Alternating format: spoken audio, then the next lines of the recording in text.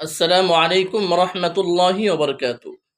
অনেকেই জানতে চেয়েছেন যে এমন কোনো দোয়া আছে কিনা যে দোয়া পড়লে বদ নজর থেকে বাঁচা যাবে। অনেকেই ব্যবসা বাণিজ্য করেন, শুধু ব্যবসা বাণিজ্যতে লস খাচ্ছেন, কোনো উন্নত হচ্ছে না এবং আপনার সুন্দর দেহ দিন দিন শুকিয়ে যাচ্ছে, আপনার বাচ্চাও শুকিয়ে যাচ্ছে এবং আপনি ব্যবসা বাণিজ্যতেও উন্নত হচ্ছে না। আল্লাহ রসুল সাল্লাল্লাহু আলাইহি ওয়াসাল্লাম বলেছেন যে সবথেকে খারাপ হলো মানুষের বদনজর।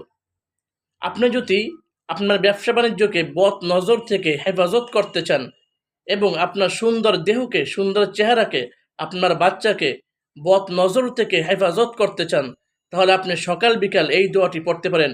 আল্লাহুম্মা বারিক ফিহি ওয়ালা তাদুররুহু।